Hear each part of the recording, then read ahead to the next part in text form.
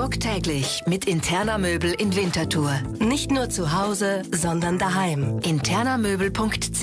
Interna. Wohnen genießen. Und Fogidor Coiffeur.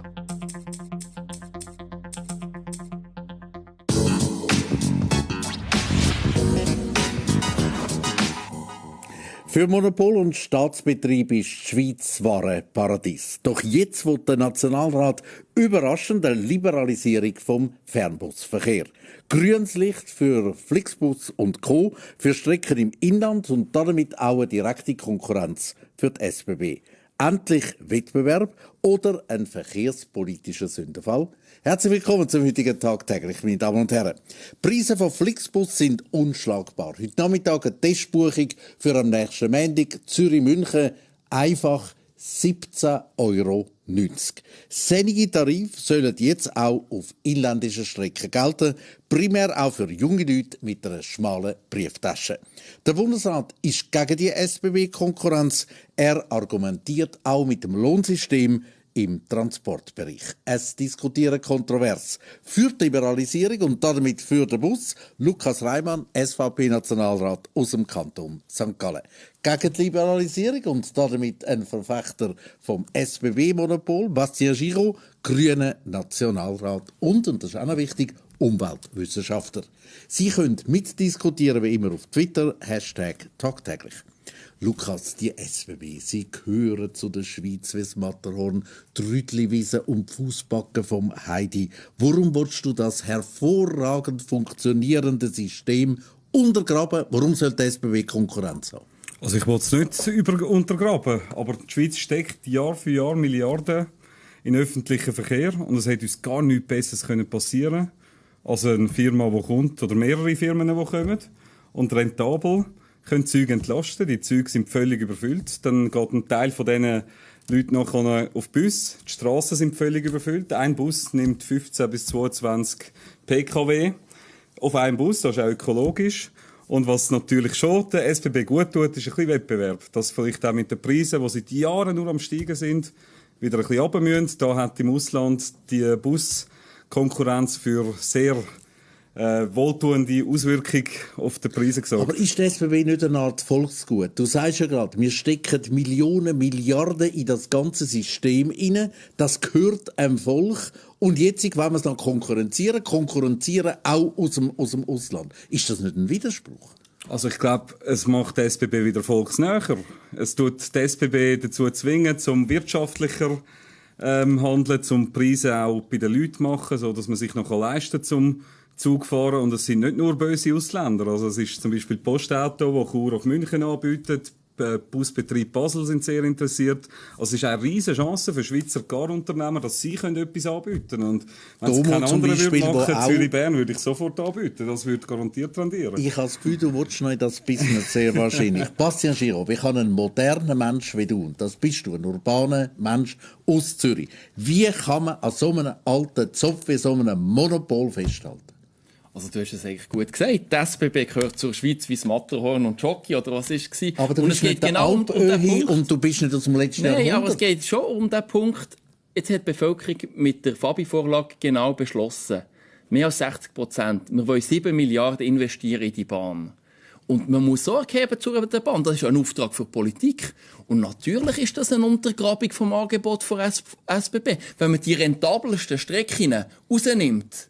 Es geht ja nur darum, also Busse ins Ausland sind heute schon erlaubt. Was wir jetzt neu machen, geht genau, eben, zum Beispiel Bern-Zürich. Wenn man natürlich das rausnimmt, funktioniert das Gefüge nicht mehr. Das sind die rentabelsten Strecken und mit denen tut die SBB quer subventionieren, Peripherie. Und wie will man denn das finanzieren? Es hat soeben gesprochen, meine Damen und Herren, der Inhaber von einem Generalabonnement als Parlamentarier auf der Strecke Zürich-Bern. Aber ich habe so ein GA nicht und zahle erste Klasse Retour irgendwo. Aber das finde ich jetzt nicht richtig, dass man das mit GA... Natürlich habe ich ein GA, das bekommen alle Parlamentarier. Lukas hat auch ein GA. Ja, aber es geht hier um die SBB. Nein, es geht hier um die SBB und die Bahn, die von 60% der Bevölkerung hat zugesagt. Also, und ich tue nicht einfach wegen dem GA irgendwie die SBB verteidigen. Man muss hier schon sehen, das Argument ist, es geht um einen Zusammenhalt in diesem Land und es funktioniert eben nicht, wenn Zürich und Bern, nur weil es zwischen diesen zwei Städten günstiger ist, nur noch für sich schauen und für jede neue Linie, die man auftut, muss man nämlich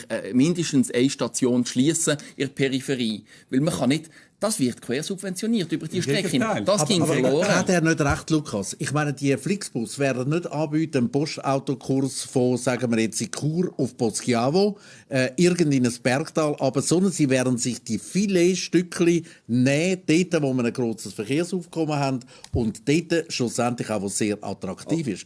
Also Rosinenpickerei. Es ist das Gegenteil der Fall. In Wil, da will die SBB nicht mehr halten, also steht mit über 20'000 Einwohnern, man will nur noch alle grossen Zentren innerhalb von einer Stunde erreichen mit den Schnellzügen.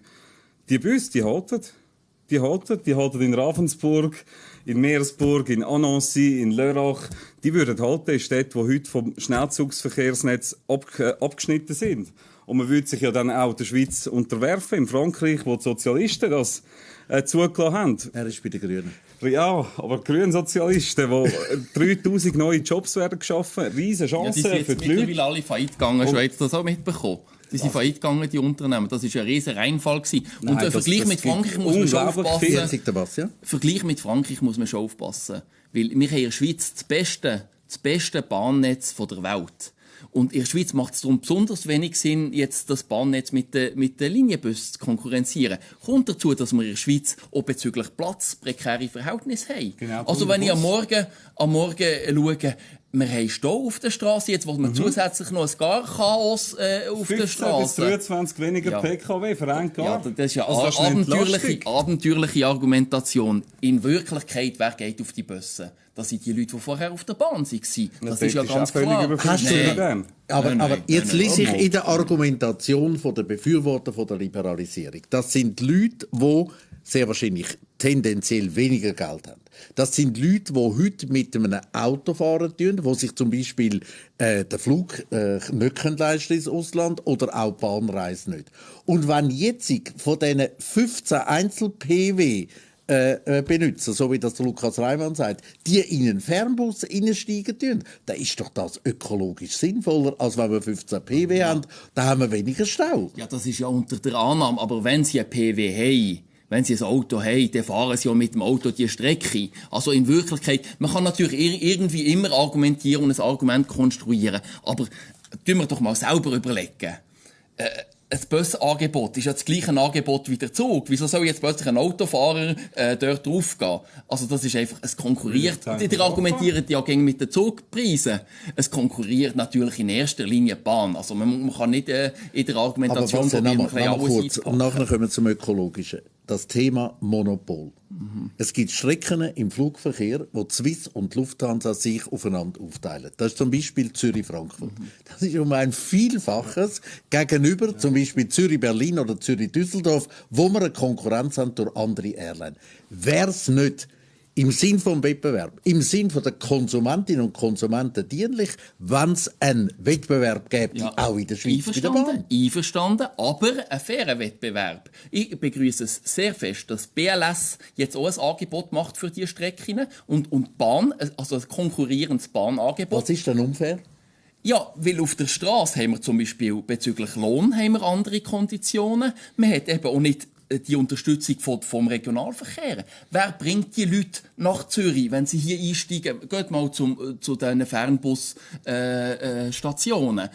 Wie kommen die Leute dorthin? Die kommen nicht mit dem Auto, die kommen Wunderbar. Mit dem Regionalverkehr. Also Lukas Reimann, es ist ein Gesamtkonzept seit der Passagiere. Und das sagt auch Bundespräsidentin Doris Leuthard. Sie sagt, das ist ein Tarifsystem aus ganz verschiedenen Möglichkeiten und vor allem ein Lohnsystem. Wenn ich 17,90 € zahle für Zürich-München, dann weiss ich, was der Buschauffeur verdient. Willst du wirklich solche Verhältnisse auch in der Schweiz? Also wenn sie in der Schweiz mit Konzession zugelassen werden, dann gelten natürlich die schweizerischen Arbeitsrechtsgesetze auch, die schweizerischen Minimalstandards, dann kann man da auch Steuern zahlen und nicht jetzt nur so vorbei an der Schweiz. Und es ist eine Ergänzung zum SBB-Netz. Es können andere Strecken angeboten werden. Und wenn ihr die Leute vom privaten Auto im Bus bringen, dann müssen wir das jetzt machen. In 5 Jahren, wenn die Autos selber fahren, dann hat keiner mehr einen Grund, um im Bus zu steigen, wo man die Zeit kann. Gut, du sagst jetzt vom privaten Auto im Bus, aber man tut das Rad von der Zeit natürlich schon zurückdrehen. Weil man hat jahrzehntelang den Leuten gesagt, weg von der Straße, ökologischer in die Bahn.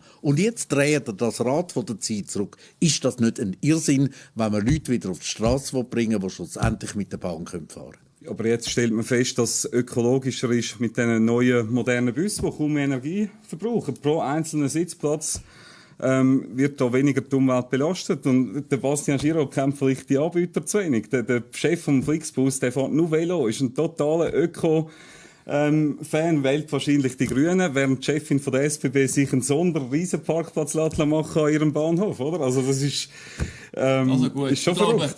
Wenn man die Ökobilanz der verschiedenen Fortbewegungsmittel beurteilen, muss man nicht den Chef von den entsprechenden Unternehmen anschauen. Aber ist mir natürlich sympathischer, wenn er sich so verhält. Ich habe die Untersuchung. Umweltbundesamt in Deutschland, sicher unverdächtig, hat herausgefunden, ein Fernbus verursacht pro Kilometer weniger Treibhausgas als die Bahn. Jetzt wird es schwierig für dich. Also, du müsstest eigentlich für die Fernbusse aus ökologischen Gründen. Man muss natürlich sehen, dich die Grünen wählen. Die Deutsche Bahn mit dem Kohlenstrom fährt, während die SBB mit erneuerbarem Strom fährt. Das gibt natürlich gerade einen Unterschied hier. Und wichtig ist natürlich auch die Auslastung. Aber es stimmt, ein Fernbus, der wirklich gut ausgelastet ist, für den her auch ein Gar, der gut ausgelastet ist, der hat eine sehr gute Umweltbilanz und kommt also eigentlich... Ökologie abtischt, wunderbar. Ich glaube auch, das ist nicht das stärkste Argument, da bin ich einverstanden. Ich glaube, es ist mehr aus einer Perspektive Verteidigung von unserer Bahn, wo wir auch einen Volksauftrag haben, dass wir zu dieser schauen. Und auch das Gesamtsystem funktioniert, dass eigentlich die Leute, die in den Regionen sind, nicht plötzlich abgehängt werden. Weil schlussendlich, wenn man weniger verdient zwischen Bern und Zürich, muss das Geld muss man irgendwann reinholen. Und man wird es reinholen, indem also das mit den Regionen... Genau. von den Bergtälern was ich finde, das ist halt auch Teil der Schweiz, der Zusammenhalt. Und das finde ich auch schade, dass die SVP das untergräbt. Das Spannende ist ja, dass gerade Postauto, die Institution, da ist öffentlicher Verkehr entstanden in der Schweiz, dass die da total dafür sind und sagen, wir wollen auch mitmachen und wir können doch nicht im Ausland mitmachen, aber der Ausländer das dann bei uns verbieten. Haben wir ja gesehen, was passiert mit der Liberalisierung, all die Poststellen, die schließen in den Randregionen. Klar, man kann sagen, es ist Liberalisierung, wir haben aber immer das Monopol von der eigentlichen Post. Ja, aber wir haben einen grossen Teil hat man liberalisiert, so wie man jetzt hier langsam vorwärts geht. Der Nationalrat würde ja am liebsten alles liberalisieren im Moment. Ich denke, es ist... Im Gegenteil. Ich finde, über solche Sachen kann man diskutieren. Der Bundesrat ist ja in dieser Position, dass man... Aber der Übermut, die Blindheit, der neoliberale Eifer, der heute im Nationalrat ist beim Neoliberalismus. Jetzt wird es spannend. Also nein, weiter. da hat einfach der Nationalrat auch null aus dem klaren Nein gegen die Unternehmenssteuerreform gelernt. Also, weil das hat ganz viel damit zu tun. Das hat einfach eine Blauäugigkeit und es Glauben, dass alles gut wird, wenn man liberalisiert. Und da hoffe ich, dass der Ständerat korrigiert. Du bist das Gegenteil von dem Ganzen. Du kommst mir vor wie ein Lebensmittelladen in Novosibirsk, oder, wo es genau ein Brotsorte gibt und eine Schokotafel, oder? Und das ist deine Schweiz, wo nicht sich auch der Wirtschaft öffnen und der Konsumentinnen- und Konsumentenaspekt. Meine Damen und Herren, läuten Sie an zum Thema Fernbus, Liberalisierung in der Schweiz, ja oder nein. Sie haben die beiden Positionen sehr deutlich da am Tisch. 0848 88 24 24. Vielleicht zum Konsumentenaspekt, das ist auch der Punkt, wo ich finde, wo die SBB oder die Bahn allgemein noch mehr machen müsste. Weil schlussendlich ist es der Steuerzahler, der die Bahn unterstützt. Und ich finde es eigentlich nicht richtig, und da hat die Grünen auch schon Vorschläge gemacht in die Richtung, dass eigentlich nur für die, die es halbtags haben, die Bahn wirklich erschwinglich ist. Und für die anderen ist es massiv teuer. Ich fände da irgendwie so ein Grundangebot, dass jeder einen Fahrtgutschein hat, jedes Jahr eine Fahrt nach Genf oder so, fände ich eigentlich fairer. Und da finde ich, über so etwas kann man reden. Und da muss auch die SBB bewegen. Also ich bin nicht gegen Bewegung. Das ist aber Liberalisierung mit Globuli, schlussendlich. Genau, das ist ein klein mein Konzept. Liberalisierung mit langsamen Schritt, aber die Bevölkerung ist auch, man hat auch gesagt, die Service-Public-Initiative. Der Service-Public ist der Bevölkerung wichtig. Man kann das nicht einfach mit dem Bad ausschütten und dann hat man gar nicht mehr. Und das ist vielleicht Lukas Reimann, die Quersubventionierung, die wir auch gehört haben, man kann sich dann schlussendlich eine Bahnstrecke irgendwo im Gagos nicht mehr leisten, wenn man nicht Profit von diesen wirklich rentablen Strecken hat. Ja, so welchen Zug will Chur auf München anbieten oder Chur auf Mailand? Das geht nun mal nicht. Es geht gar nicht um die Auslandsverbindungen. Wir haben ein unglaublich grosses Angebot, das wir gar nicht haben sonst. All die Nachtzüge hat ja die SBB schon lange nicht mehr wollen. Das hat ja nicht rendiert für sie. Jetzt machen es die Österreicher bei uns. Und heute Abend können wir noch mit 30 Bussen fahren. Es geht um Zürich-Bern. Jetzt nur der Lukas. Es geht nicht nur um Zürich-Bern, aber auf Zürich-Bern profitieren alle. Es hat weniger Leute in den Zügen, es hat weniger Leute auf der Straße, wenn mehr Leute in die Busse hineingehen. Und es sind jetzt 60 Millionen Passagiere allein mit dem grössten Anbieter in Europa gefahren. Es hat noch nie einen Verletzten gegeben. Es ist neue Technologie, eine Innovation und die Schweiz sollte da mitspielen. Die Schweizer Unternehmen haben grosse Chancen. Es glüht auf unseren Leitungen. Thema Innovation. Braucht es die schlussendlich nicht auch? Weil das Bild, Passia, das du uns da zeichnen tust, das wäre etwa, wenn du heute Abend irgendein Wild müsstest jagen am Mütterberg zum Znacht haben, wenn du im Länderschutz im tagtäglich würdest sitzen. Brauchen wir nicht den Schub auch von Innovation mit neuen Mitteln? Also ich bin ja sehr für Innovation und unterstütze das. Aber was genau ist jetzt am Fernbus so innovativ? Abgesehen davon, dass es wichtig ist, zu unterscheiden. Hier geht es nur um die Zürich-Bern, Zürich-Genf-Verbindungen. Was jetzt da so innovativ ist, sehe ich wirklich nicht. Das ist ein Bus wie ein anderer, der einfach die Strecke neu bedient. Also, aber Frau Leuthard sagt, sie ist eigentlich für Uber, aber lehnt Fernbus ab. Ist das nicht ein unglaublicher Widerspruch? Ja, also das ist das, was mich so stört bei der Linken, oder? Für Roboter will man Steuern einführen. Bei Geldspielen will man irgendwie Kabel abschneiden an der Grenze. Also am Schluss sind die irgendwie unsere Wirtschaft hinter einer Mauer vergraben und nicht wir. Und das ist recht enttäuschend. Aber ich habe noch ein kleines Geschenk für den Bastian Giro mitgebracht. Ich habe nämlich Zürich-Lyon, ich habe gedacht, du schlafst wahrscheinlich in Zürich, gebucht, damit du morgen könntest dann in Bern einen Absprung machen. Ist doch gut, ich würde aber die Abstimmungen verpassen und irgendwie, du möchtest, dass die Altersreform nicht durchkommt. Das ist ein teuflischer Plan, Lukas. Du willst, dass er bei der AV nicht stimmen kann. Danke. Einem geschenkten Maul passt der Schaubmann nicht ins Maul. Wir gehen jetzt zu unseren Zuschauerinnen und Zuschauern. Herr Hechenberger aus Zürich, ich bin hochgespannt auf Ihre Meinung. Guten Abend. Ja, das ist der René Hechenberger von Zürich. Guten Abend miteinander. Also ich bin nicht gleicher Meinung wie der Herr Giro, dass man das muss jetzt regulieren muss. Also es geht um die Interdependenz von diesen Angeboten.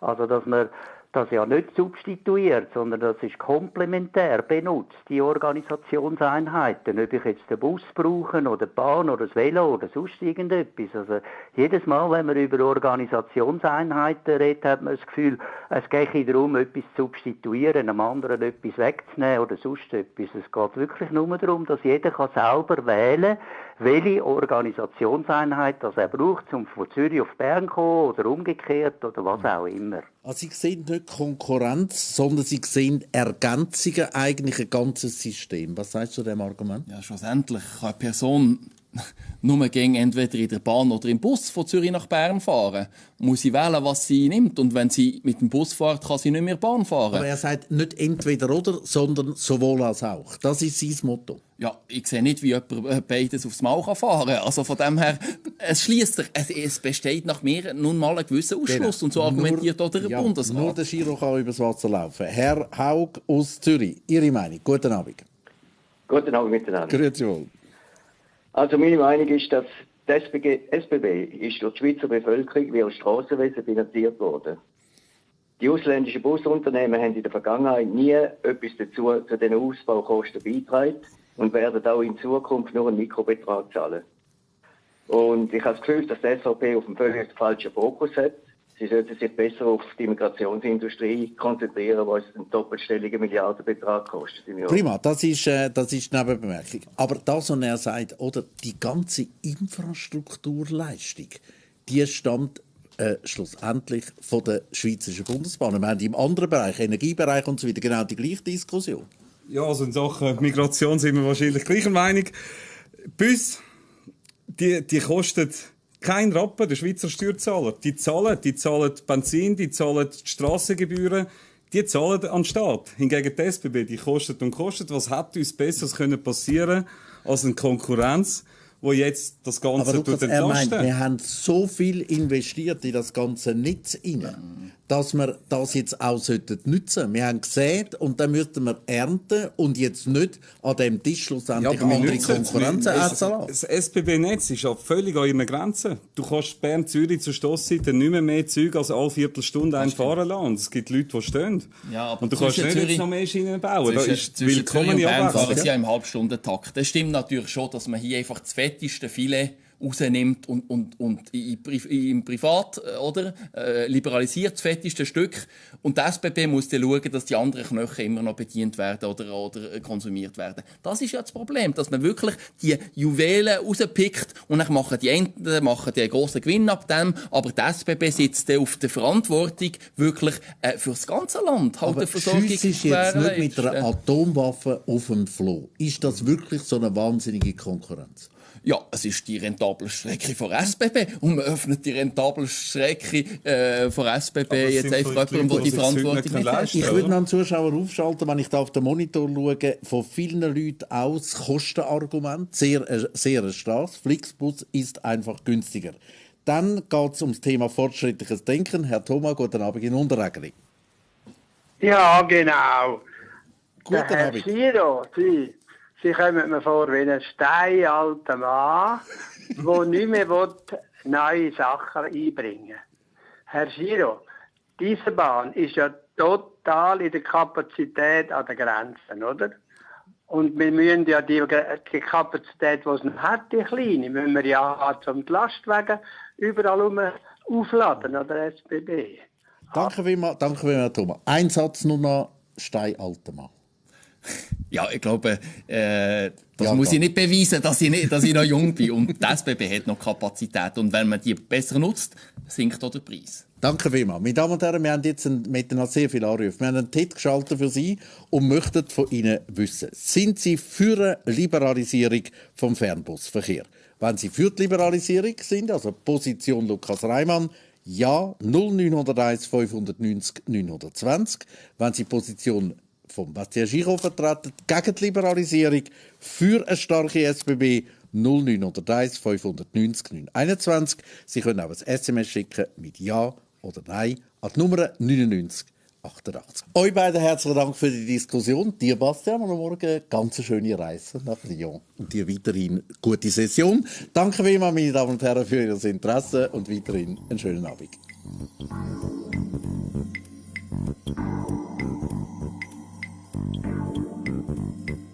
Talk täglich mit interner Möbel in Winterthur. Nicht nur zu Hause, sondern daheim. internermöbel.ch. Interna. Wohnen genießen. Und Fogidor Coiffeur.